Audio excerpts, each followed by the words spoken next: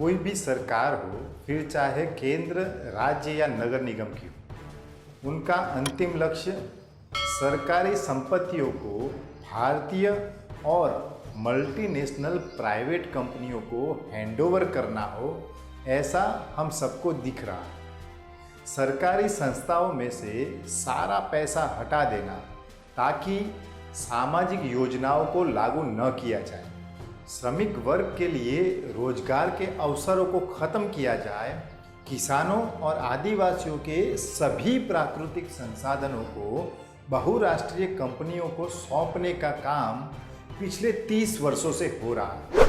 नमस्कार, मैं हूँ जिग्नेश और मैं आपके सामने हाजिर हूँ मुद्दा भारत का कार्यक्रम लेकर। आप मुझे देख रहे हैं हमारी आवाज़ पर।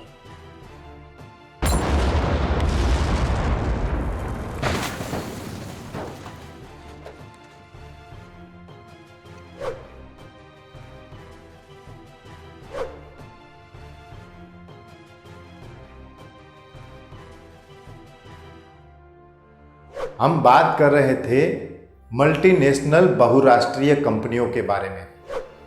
इन मल्टीनेशनल बहुराष्ट्रीय कंपनियों में न केवल बैंकर्स शामिल हैं, बल्कि सार्वजनिक इकाई यानी कि पब्लिक सेक्टर यूनिट्स और खास सार्वजनिक इकाई यानी कि स्पेशल पब्लिक सेक्टर यूनिट्स को खरीदने और म्युनिसिपल कार्यों में कॉन्ट्रैक्ट पाने के लिए बनाए गए विशेष प्रयोजन वाहक यानी कि special purpose vehicles, consultant, fund raisers, technical adviser और भागीदार भी हैं। इसलिए वैश्वीकरण यानी कि ग्लोबलाइजेशन के अंतर्राष्ट्रीय प्रमोटर्स के तरीकों और उनके हितों को भारत जैसे देश पर थोपे जा रहे हैं। इसलिए उनके संदर्भ के बारे में छानबीन करना आवश्यक है।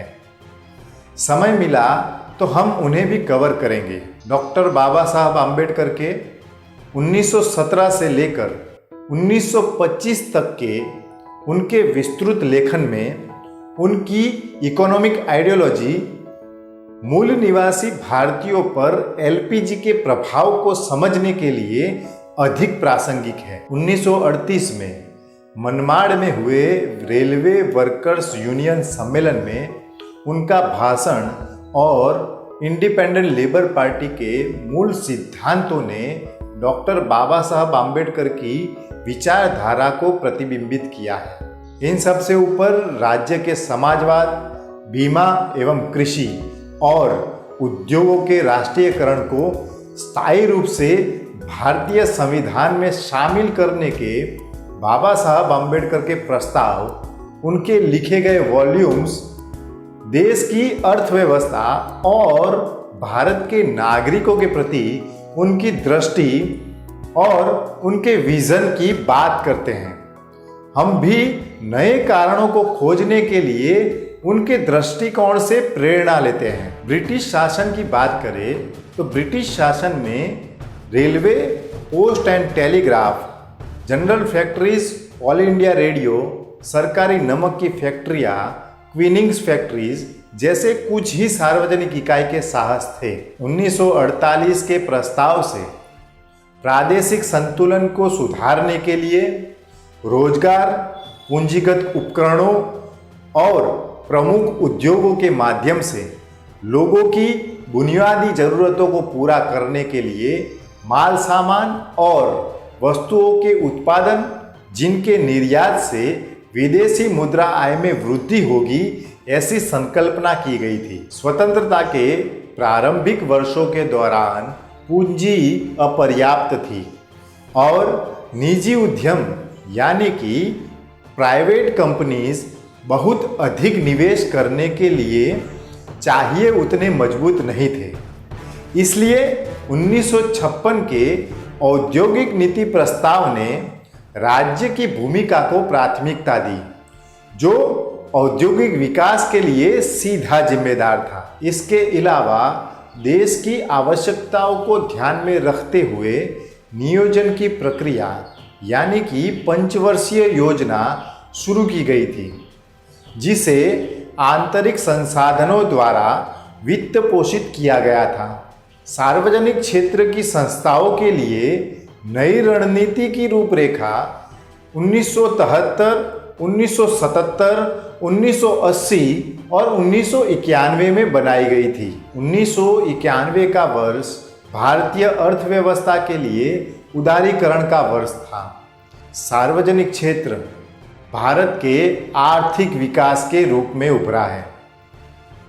ग्लोबलाइजेशन यानी कि वैश्वीकरण के साथ सार्वजनिक क्षेत्र नई चुनौतियों का सामना कर रहा है। राजनीतिक राय इस विचार की ओर झुकने लगी कि सरकार द्वारा व्यावसायिक गतिविधियों में निवेश को कम से कम घटाना चाहिए।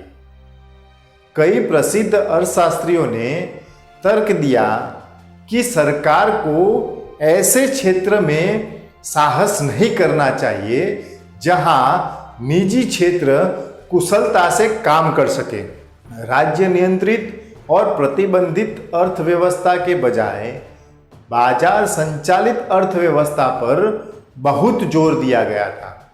एक समाजवादी अर्थव्यवस्था के साथ सोवियत संघ के पतन ने नीति निर्माताओं को आश्वस्त किया कि राज्य का रोल प्रोड्यूसर यानी कि निर्माता और मैनेजर के बजाय फैसिलिटेटर और रेगुलेटर का होना चाहिए।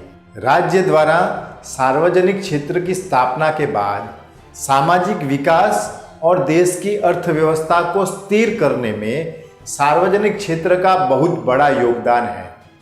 निजी क्षेत्र ने भी इस समय अंतराल में बड़े प्रोजेक्ट्स में साहस के लिए पर्याप्त प्रमाण में संसाधन प्राप्त किए।